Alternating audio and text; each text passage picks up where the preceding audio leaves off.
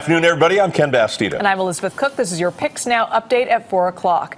The Bay Area got a good soaking today for the first time in weeks. Our photographer shot this video during a heavy downpour as he was driving from Pacifica to San Francisco.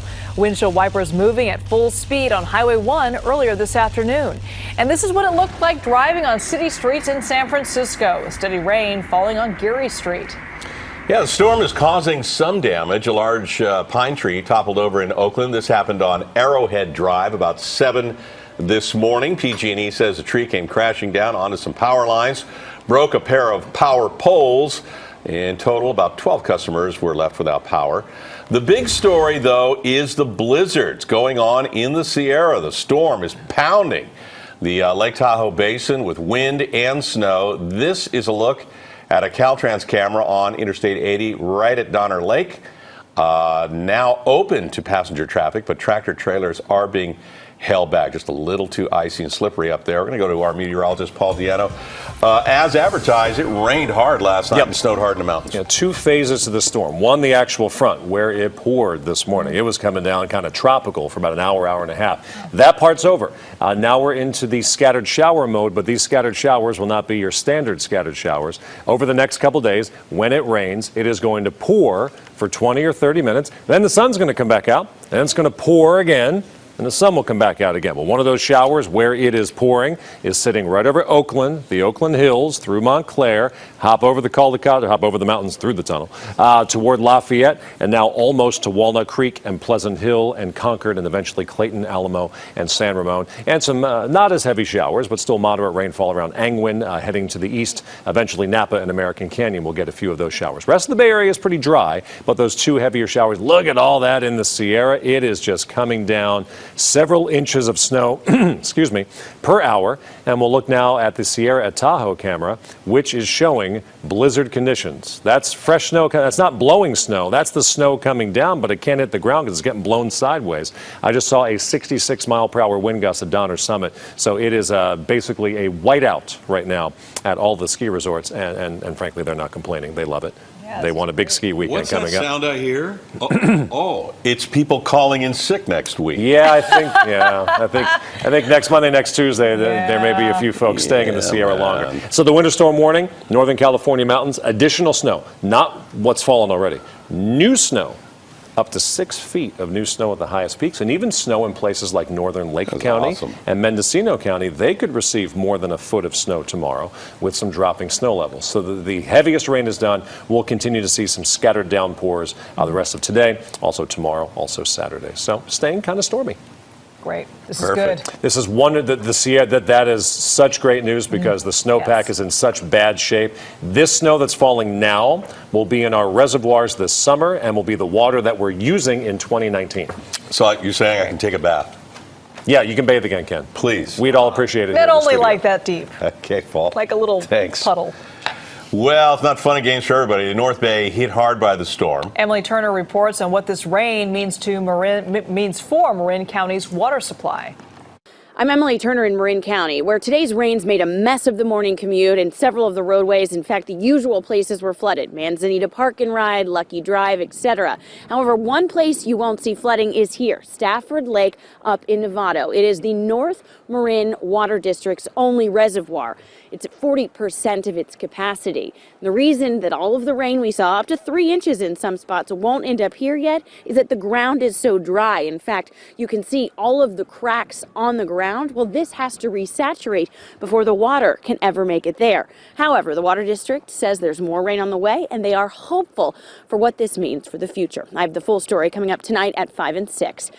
In Marin County, Emily Turner, KPIX 5. Meanwhile, fire crews are getting a handle on an apartment fire in Fremont. The department tweeted this photo of the flames at a complex on Wood Creek Terrace. Chopper 5 flew over the building as crews hosed it down. You can see part of the roof collapsed. It's kind of a faraway shot of that, but there you go. You can see the roof is gone. The fire was reported around 2:15 this afternoon. Crews say they have stopped the spread of the fire. 4 units have heavy damage and 12 others may be affected. Luckily, no one was injured. Well, the White House is slamming Oakland Mayor Libby Schaaf over her warning about weekend immigration raids. During today's White House briefing, Communications Secretary Sarah Sanders called Schaaf's warning to the public outrageous and said the Justice Department is reviewing it.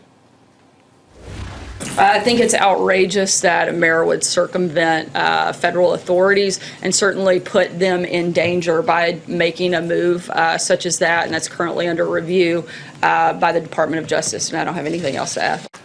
Well, Schaaf said that she issued the alert Saturday night after receiving a confidential tip that ICE was planning raids across the Bay Area.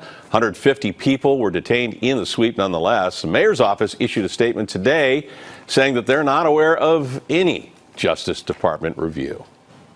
Stocks plunged today after an announcement from President Trump. The market's rattled by fears of a trade war. The Dow closed down 420 points. The Nasdaq was down 92. The S&P closed down 36. The sell-off came after the president announced plans to slap tariffs on steel and aluminum imports in the coming weeks. The fact is we weren't treated, and we haven't been treated fairly by other countries, but I don't blame the other countries. When I was in China, I said, listen, President Xi, I have a lot of respect for President Xi. I said, I don't blame you.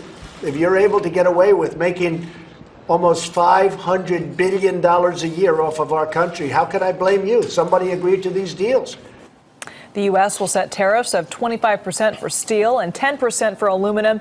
The decision is likely to escalate tensions with China and other U.S. trading partners. Well, the Warriors didn't quite escape politics during their visit to D.C. after facing the Wizards last night. The Dubs were greeted by House Minority Leader Nancy Pelosi and Bay Area Representatives Barbara Lee and Mike Thompson outside the locker room. You won't come to us, we'll come to you. Pelosi says that she's proud of the Warriors taking Baltimore school kids to the African American History Museum earlier in the day.